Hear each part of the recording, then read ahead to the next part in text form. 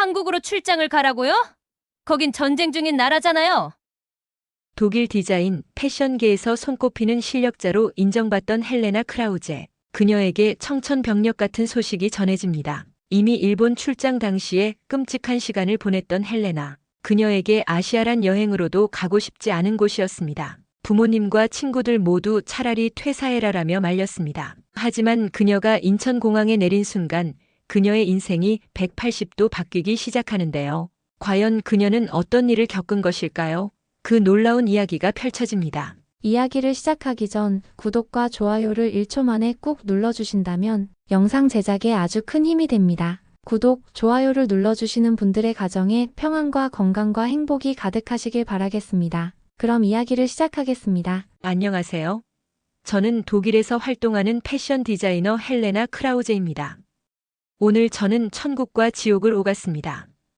유럽 전체에서 가장 뛰어난 성과를 낸 디자이너에게 상을 주는 시상식, 유럽 디자인 어워드 시상식에서 막 트로피를 받고 돌아온 저였어요. 베를린 패션계에서 떠오르는 신예라는 찬사를 받으며 기분이 좋았는데 회사 부사장이 제게 폭탄 선언을 했죠. 서울지사로 6개월 파견 근무라고요. 그 순간 트로피를 놓칠 뻔했어요. 아시아라는 말만 들어도 벌써 머리가 아팠거든요. 3년 전 도쿄 출장 때가 떠올랐어요. 그때 정말 지옥을 경험했죠. 일본이 선진국이라고 해서 기대했는데 완전히 배신당한 기분이었어요. 회의실에서 제 아이디어를 발표하면 남자 동료들은 듣는 척도 안 했어요.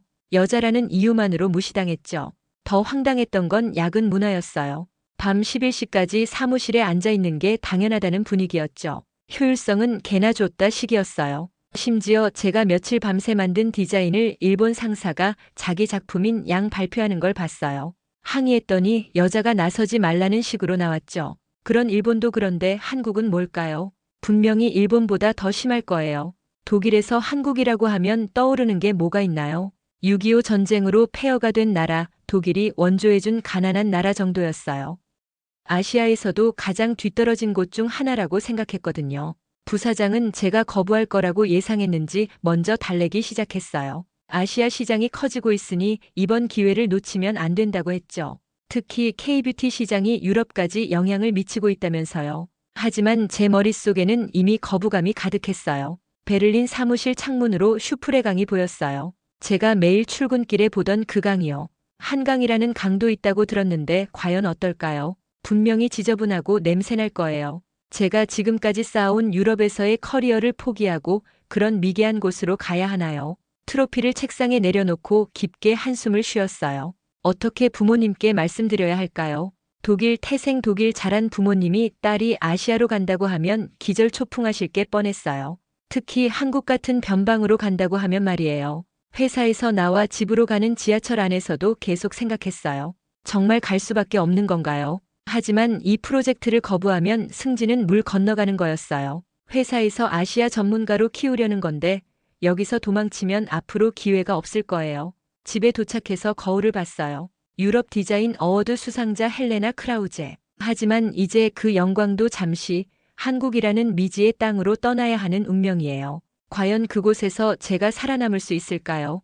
부모님께 전화를 걸었을 때 아버지의 첫마디가 걸작이었어요. 한국? 거기 아직도 전쟁 중인 거 아니냐고 하셨거든요. 북한이랑 남한이 대치하고 있는데 딸을 그런 위험한 곳에 보낼 수 없다고 소리를 지르셨어요. 차라리 회사를 그만두라고 하셨죠. 어머니는 더 극단적이셨어요. 1950년대에 독일이 한국에 원조 물자를 보냈던 얘기를 하시면서 그 가난한 나라에 지금 딸이 간다니 말도 안 된다고 하셨어요. 차라리 일본으로 보내달라고 회사에 요청해보라고 하셨죠. 일본은 그래도 선진국이니까요. 독일에서 한국에 대한 인식이 어떤지 아시나요? 대부분의 독일 사람들은 한국이 어디에 있는지도 정확히 모르거든요. 그냥 중국 옆에 있는 작은 나라, 일본보다 못한 나라 정도로 생각해요. 심지어 아직도 개고기 먹는 나라라고 생각하는 사람들도 있어요. 친구들 반응도 마찬가지였어요. 루카는 제가 미쳤다고 했어요. 유럽에서 잘 나가는 디자이너가 왜 굳이 아시아 변두리로 가냐면서요. 베를린에서 파리나 밀라노로 가면 모를까 서울은 너무 멀고 낯선 곳이라고 했죠. 가장 친한 친구 안나는 눈물까지 흘렸어요. 한국은 분단 국가라면서 언제 전쟁이 날지 모르는 곳이라고 했어요. 제가 납치당하거나 다칠까봐 걱정된다고 하더라고요. 마치 제가 아프리카 오지로 떠나는 것처럼 생각하고 있었어요. 회사 선배 마르쿠스는 더 충격적인 말을 했어요. 자기가 일본 출장 갔을 때도 힘들었는데 한국은 일본보다 훨씬 더 보수적이고 여성에게 불친화적일 거라고 했어요. 아시아에서도 서열이 있는데 한국은 일본보다 아래라고 했죠. 기술력도 떨어지고 문화도 세련되지 못할 거라고 했어요. 그날 밤 혼자 맥주를 마시며 생각했어요. 정말 모든 사람들이 말하는 대로일까요? 한국이 그렇게 후진적인 나라일까요? 물론 일본에서의 경험을 생각하면 기대할 게 별로 없긴 해요. 하지만 혹시 모르잖아요. 하지만 선택의 여지가 없었어요. 이 프로젝트를 거부하면 제 커리어는 끝장이에요. 회사에서 아시아 진출의 핵심 인물로 키우려고 하는데 여기서 도망치면 앞으로 중요한 프로젝트에는 배제될 거예요. 부모님과 친구들의 걱정을 뒤로하고 결정해야 했어요. 마지막으로 아버지께 전화를 드렸어요. 정말 가야겠다고 말씀드렸죠. 그러자 아버지가 한숨을 깊게 쉬시면서 하신 말씀이 기억에 남아요. 딸아, 거기서 살아만 돌아와라. 그 나라가 어떤 곳인지 모르겠지만 조심해라. 베를린의 밤거리를 걸으며 마지막으로 생각했어요. 6개월만 버티면 돼요. 6개월만 견디고 독일로 돌아오면 되는 거예요. 한국이 아무리 열악해도 6개월 정도는 참을 수 있을 거예요. 그런 마음으로 집에 돌아갔어요. 베를린에서의 마지막 주말이었어요. 친구들이 제 송별회를 열어줬죠. 평소에 자주 가던 프렌칠라우어 베르크의 루프탑 바에서였어요. 해질 무렵 베를린 시내가 한눈에 보이는 곳이었죠. 브란덴부르크 문부터 포츠다머 플라츠까지 제가 사랑했던 모든 베를린의 풍경이 거기 있었어요. 하지만 친구들의 표정은 어두웠어요. 마치 제가 다시는 돌아오지 않을 것처럼 걱정하고 있었거든요. 소피아는 계속 제게 조심하라고 했어요. 한국은 아직도 휴전 상태라면서 언제 북한이 침입할지 모른다고 했죠.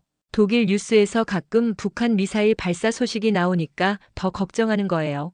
토마스는 아시아 음식에 대해 걱정했어요. 독일 음식에 익숙한 제가 한국 음식을 먹을 수 있을지 의문이라고 했죠. 특히 매운 음식을 못 먹는 저를 알고 있으니까 더 걱정하는 거예요. 독일 소시지와 브레첼을 많이 챙겨가라고 했어요. 가장 마음이 아팠던 건 친구들조차 한국에 대해 제대로 모른다는 사실이었어요. 대부분 북한과 남한을 구별하지 못했어요. 서울이 수도라는 것도 모르는 친구들이 있었죠. 그냥 막연히 가난하고 위험한 나라라고만 생각하고 있었어요. 집에 돌아와서 본격적으로 짐을 쌌어요. 6개월치 옷과 생필품을 챙기니 캐리어 2개가 가득 찼어요. 독일 초콜릿과 하리보 젤리도 많이 챙겼어요. 한국에는 맛있는 과자가 없을 거라고 생각했거든요. 리터빈트 사우어크라우트 통조림도 몇 개 넣었어요. 디자인 도구들도 빼놓을 수 없었어요. 독일제 펜과 자, 색연필 세트까지 모두 챙겼어요. 한국에서는 좋은 디자인 도구를 구하기 어려울 거라고 생각했거든요. 특히 독일의 정밀한 제도 도구들은 아시아에서 구할 수 없을 거라고 확신했어요. 마지막 밤에는 잠이 오지 않았어요. 침대에 누워 천장을 바라보며 계속 생각했어요. 정말 6개월 후에 무사히 돌아올 수 있을까요? 일본에서의 악몽 같은 경험이 떠올랐어요. 한국은 일본보다 더 심할 텐데 제가 견딜 수 있을까요? 하지만 한편으로는 작은 호기심도 있었어요. 정말 모든 게 사람들이 말하는 대로일까요? 혹시 예상과 다른 부분도 있지 않을까요? 물론 기대는 하지 않았지만 완전히 절망하지도 않았어요. 어쩌면 작은 발견이라도 있을지 모르잖아요. 아침 일찍 공항으로 향하는 택시를 탔어요. 택시 창문으로 베를린의 거리를 마지막으로 바라봤어요. 제가 태어나고 자란 이 도시가 이렇게 그리울 줄 몰랐어요. 언터된 린덴 거리, 박물관 섬, 체크포인트 찰리까지 모든 것이 소중했어요. 공항에서 체크인을 하면서 느꼈어요. 이제 정말 떠나는구나. 6개월이라는 시간이 굉장히 길게 느껴졌어요. 하지만 이미 선택한 길이었어요. 어떤 일이 벌어질지 모르지만 최선을 다해서 버텨보기로 했어요. 한국이 아무리 열악해도 견뎌낼 거예요. 인천공항에 도착한 순간부터 당황했어요. 입국 심사대에 사람이 없더라고요. 어라, 이상하다 싶어서 보니까 완전히 자동화되어 있는 거예요. 카메라가 제 얼굴을 스캔하고 지문을 찍으니까 바로 통과됐어요. 심지어 독일 공항보다 훨씬 빠르고 정확했죠. 더 놀라운 건 공항 시설이었어요. 바닥은 반짝반짝 깨끗하고 안내 표지판들이 여러 언어로 되어 있었어요. 독일어도 있더라고요. 화장실에 들어가 봤는데 변기가 자동으로 열리고 따뜻한 물이 나왔어요. 독일에서도 이런 건 고급 호텔에서나 볼 수 있는 건데요. 공항에서 나오는 길에 더 큰 충격을 받았어요. 자율주행 셔틀버스가 운행되고 있었거든요. 운전기사 없이 혼자 움직이는 버스를 보고 눈을 비비고 다시 봤어요. 독일에서는 아직 실험 단계인 기술이 여기서는 이미 실용화되어 있었어요. 이게 정말 제3세계 국가 맞나 싶었죠. 택시를 탔는데 이것도 예상과 달랐어요. 일단 택시가 깨끗했어요. 독일 택시보다 더 깨끗하고 냄새도 안 났어요. 운전기사분이 영어를 유창하게 하시더라고요. 심지어 간단한 독일어까지 아시는 거예요. 한국 사람이 독일어를 안다니 정말 신기했어요. 택시 안에서 본 서울 풍경도 충격이었어요. 고속도로가 완벽하게 정비되어 있고 터널과 교량들이 정말 웅장했어요. 독일의 아우토반만큼 잘 만들어져 있었죠. 그리고 건물들이 정말 높더라고요. 베를린보다 훨씬 더 현대적인 도시 같았어요. 숙소로 배정받은 아파트에 도착해서는 완전히 기절할 뻔했어요. 현관문이 디지털 도어락이었는데 제 휴대폰으로 열 수 있었어요. 회사에서 미리 설정해뒀다고 하더라고요. 독일에서도 이런 시스템은 최고급 아파트에서나 볼 수 있는 건데요. 집 안에 들어가니까 더 놀라웠어요. 완전히 스마트홈이었거든요. 음성으로 안녕하세요라고 하니까 조명이 켜지더라고요. 에어컨 온도도 음성으로 조절할 수 있었어요. 독일에서는 이런 걸 SF 영화에서나 봤는데 여기서는 일반 아파트에 다 설치되어 있었어요. 냉장고를 열어봤더니 웰컴 드링크까지 준비되어 있었어요. 한국 전통차와 과일 주스가 들어있더라고요. 맛을 봤는데 생각보다 괜찮았어요. 아니, 괜찮은 정도가 아니라 정말 맛있었어요. 독일에서 파는 아시아 음료보다 훨씬 고급스러웠죠. 첫날 저녁에 지하철을 타봤어요. 이것도 완전히 예상을 뒤엎었죠. 베를린 지하철보다 훨씬 조용하고 깨끗했어요. 모든 역에 스크린 도어가 설치되어 있어서 안전하더라고요. 독일에서는 일부 역에만 있는 시설인데 여기서는 모든 역에 다 있었어요. 지하철 안에서 무료 와이파이도 빵빵하게 터졌어요. 속도가 독일보다 훨씬 빨랐죠. 승객들도 질서정연하게 줄을 서서 기다리고 있었어요. 일본처럼 밀치락달치락하는 일도 없고 시끄럽게 떠드는 사람도 없었어요. 정말 문명적이었어요. 편의점에 들렀는데 이것도 신기했어요. 키오스크로 결제할 수 있다는 게 놀라웠죠. 그런데 더 충격적인 건 물건의 품질이었어요.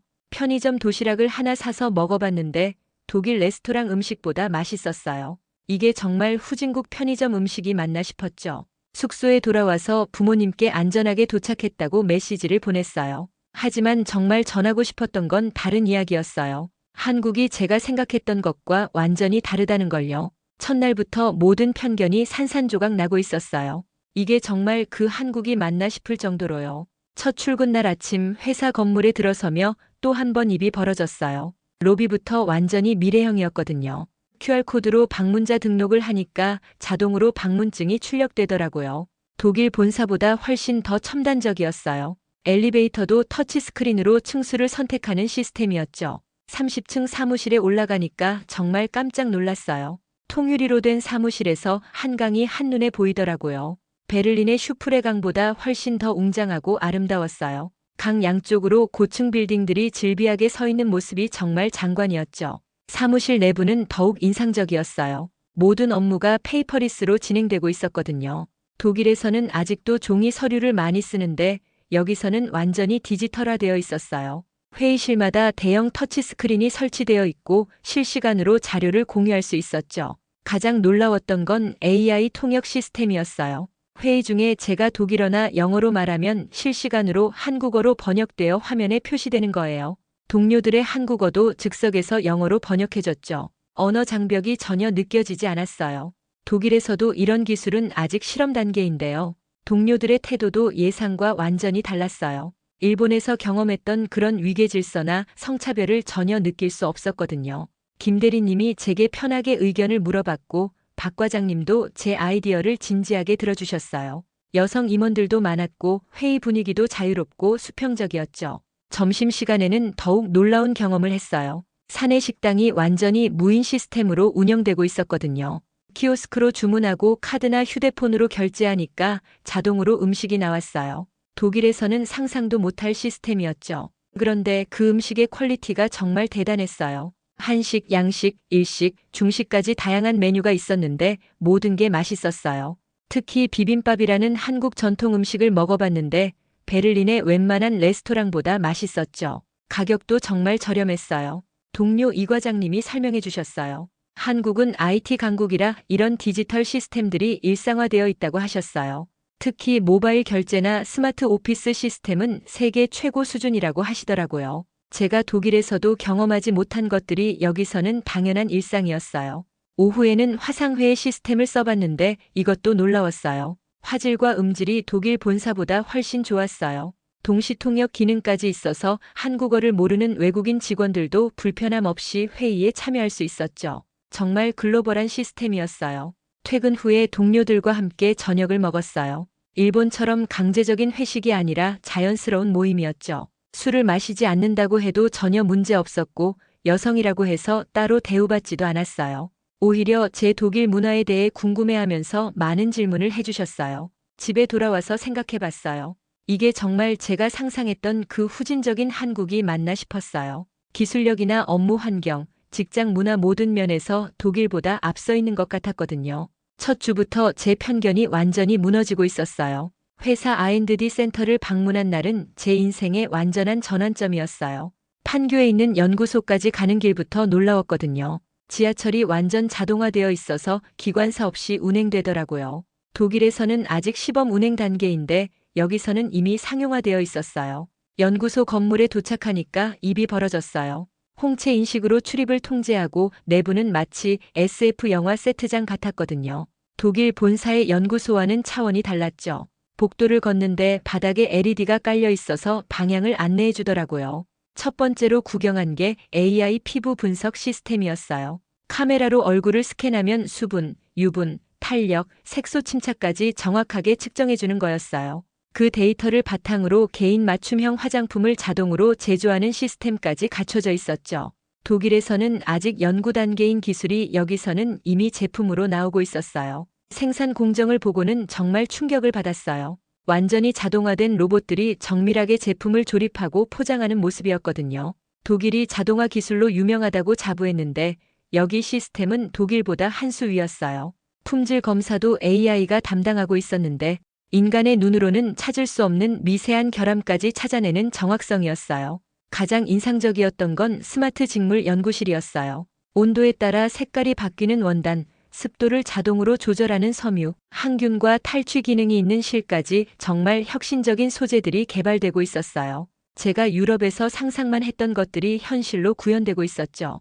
박 연구소장님과 대화를 나누며 더욱 놀랐어요. 이런 혁신적인 기술들이 단순히 연구실에서 끝나는 게 아니라 실제 시장에 빠르게 적용되고 있다는 거였어요. 아이디어에서 제품화까지의 속도가 독일보다 절반도 안 걸린다고 하시더라고요.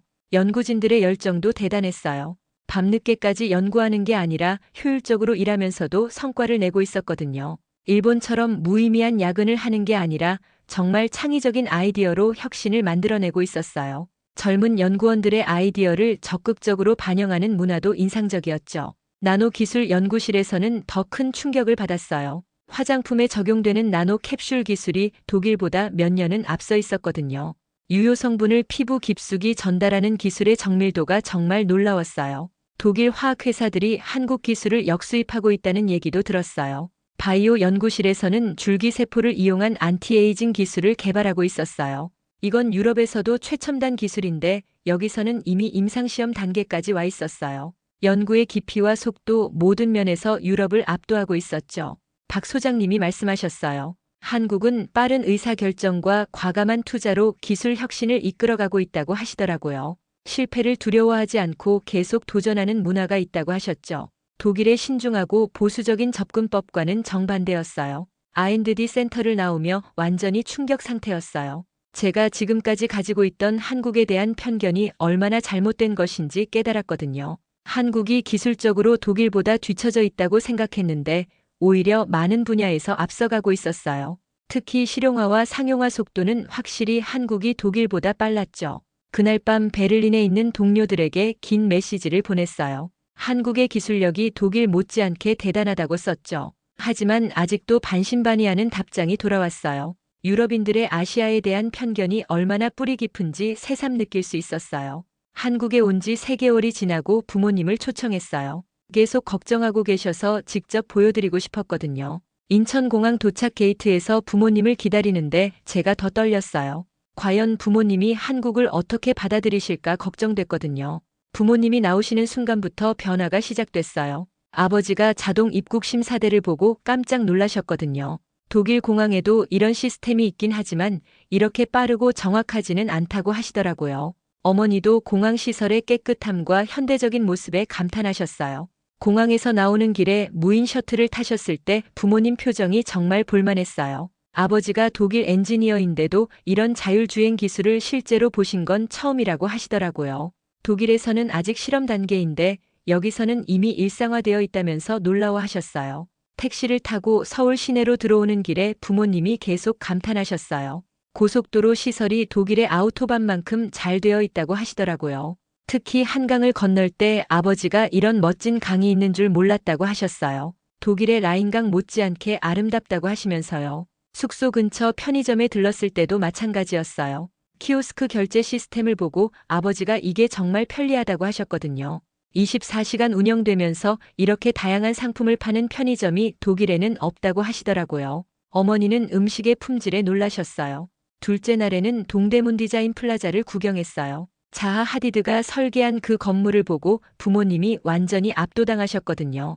이런 미래적인 건축물이 서울에 있다는 걸 전혀 몰랐다고 하셨죠. 내부의 디자인 전시도 밀라노나 파리 못지않게 세련됐다고 감탄하셨어요.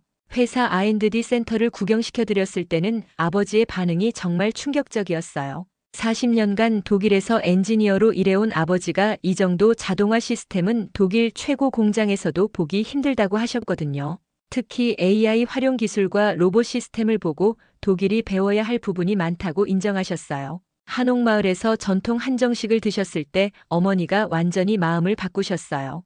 음식의 정갈함과 맛 그리고 서비스의 격조에 완전히 반하셨거든요. 한복을 입고 사진을 찍으시며 이렇게 아름다운 전통 문화가 보존되어 있는 줄 몰랐다고 하셨어요. 독일보다 역사가 훨씬 오래됐다면서요. 명동에서 쇼핑을 하실 때도 놀라셨어요. 한국 화장품의 품질이 독일 브랜드 못지않다고 하시더라고요. 특히 어머니가 한국 스킨케어 제품을 써보시고는 독일로 돌아가서도 계속 쓰고 싶다고 하셨어요. 가격도 독일보다 훨씬 저렴한데 품질은 더 좋다면서요. 지하철을 타고 이동할 때마다 부모님이 감탄하셨어요. 베를린 지하철보다 훨씬 깨끗하고 조용하다고 하시더라고요. 모든 역에 스크린도어가 있고 무료 와이파이까지 터진다면서 독일도 이렇게 해야 한다고 하셨어요. 마지막 날 저녁 한강공원에서 치킨과 맥주를 먹으며 부모님이 고백하셨어요. 처음에는 제가 불쌍하다고 생각했는데 이제는 오히려 부럽다고 하시더라고요. 이런 발전된 나라에서 살 수 있다니 얼마나 좋은 기회냐고 하시면서요.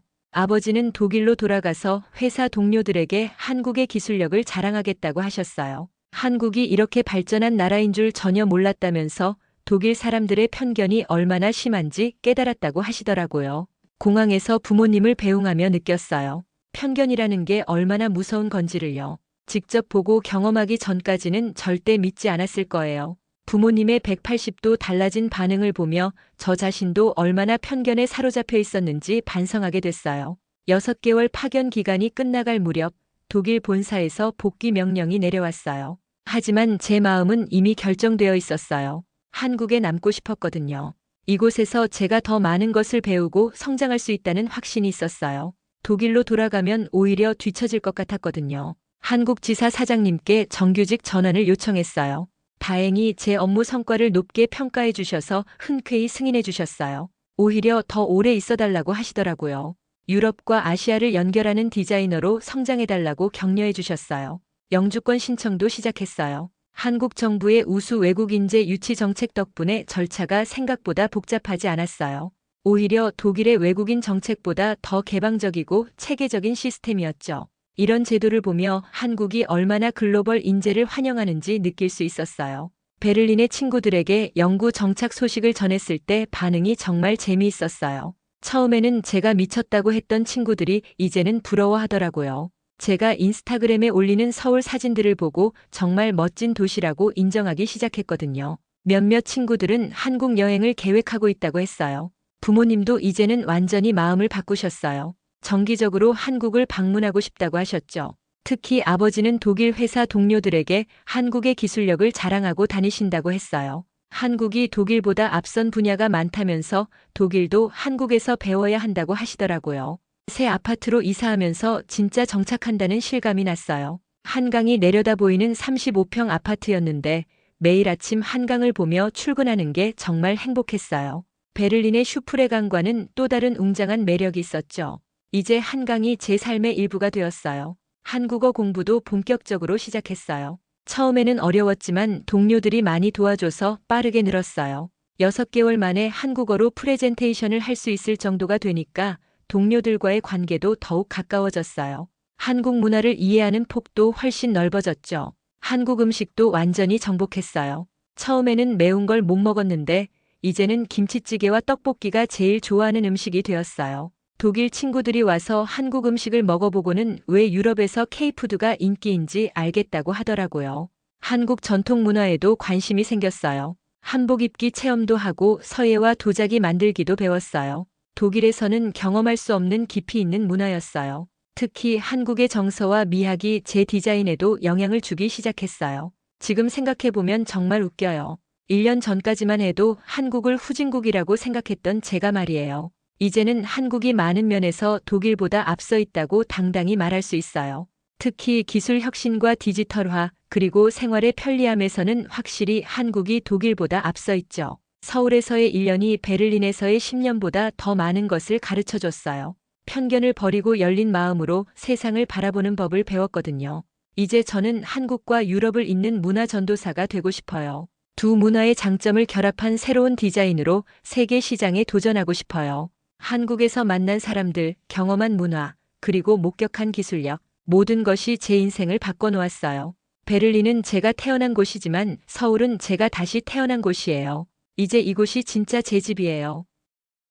오늘의 사연은 여기까지입니다. 여러분의 구독과 좋아요는 영상 제작에 아주 큰 힘이 됩니다. 오늘도 우리 구독자님들의 가정에 건강과 행복이 가득하시길 진심으로 바라겠습니다. 영상 끝까지 시청해주셔서 정말 감사합니다. 저는 다음에 더 좋은 이야기로 찾아뵙겠습니다. 감사합니다.